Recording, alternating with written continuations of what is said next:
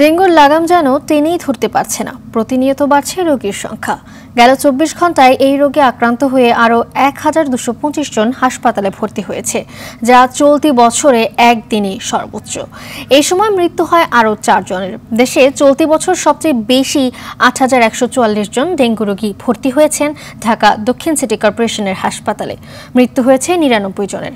এছাড়া ঢাকা উত্তর সিটি কর্পোরেশনে আক্রান্ত ৭,৩৫২ জন ও মৃত্যু হয়েছে ২৬ জনের।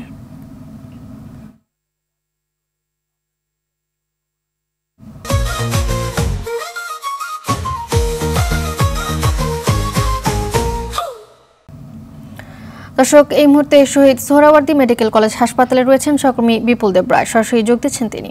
বিপুল, গেল ২৪ ঘন্টায় রেকর্ড সংখ্যক রোগী ভর্তি হয়েছে হাসপাতালগুলোতে। তো এখন হাসপাতালগুলোর চিত্র কেমন দেখছেন আর চিকিৎসকরা কি বলছে?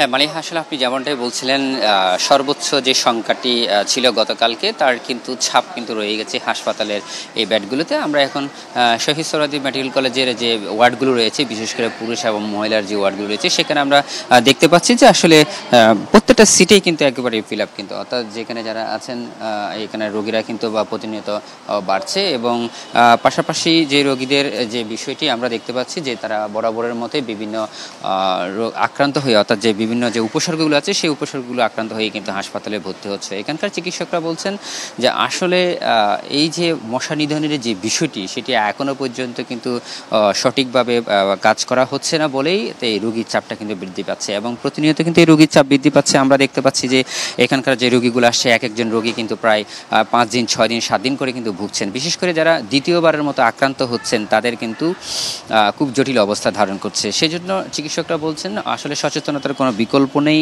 আশেপাশে পরিষ্কার পরিচ্ছন্নতা, সেই সাথে মশা নিধনের জন্য যে কার্যকর যে পদক্ষেপ, সবগুলোই কিন্তু একেবারে সমন্বিতভাবে কিন্তু করতে হবে। তা না হলে এই যে মাসটাকে বলা হয়েছিল, আগে থেকে বলা হয়েছিল যে এই অক্টোবর মাসটা কিন্তু একেবারে ডেঙ্গুর জন্য একটা মৌসুম এবং এটা ভয়াবহ আকার ধারণ করবে, তার চিত্র কিন্তু আমরা হাসপাতালগুলো দেখতে পাচ্ছি। আমরা গত কয়েকদিন ধরেও এবং আজকেও যে বিভিন্ন হাসপাতালগুলো গিয়েছি এবং দেখেছি যে আসলে উপচে পড়া ভিড় আছে, বিশেষ করে রোগীদের, এবং প্রত্যেকটা সিটেই কিন্তু রোগীদের ফিল আপ করা আছে।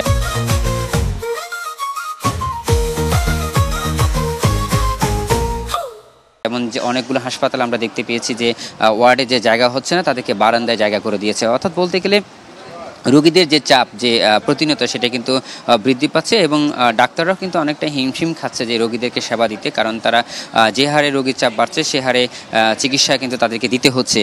চিকিৎসকরা বলছেন যে আসলে এই পদ্ধতিটা যদি চলতে থাকে বা মশা নিধনের যে বিষয়টি সেটি যদি গাফিলতি থাকে, বিশেষ করে ২ সিটি কর্পোরেশনের কথা বলা হয়েছে, ঢাকা এবং উত্তর এবং দক্ষিণ সিটি কর্পোরেশন, এই ২ সিটি কর্পোরেশনে যদি এইভাবে চলতে থাকে তাহলে আসলে এটার লাগাম টেনে ধরাটা অনেকটাই কষ্টসাধ্য বলে মনে করছেন।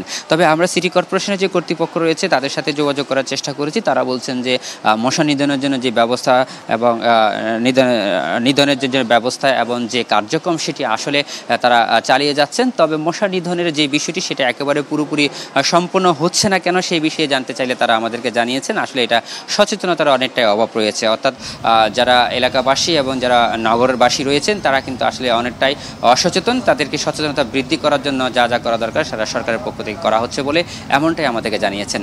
মালিহা, এই ছিল আমার কাছে সর্বশেষ তথ্য। ধন্যবাদ আপনাকে।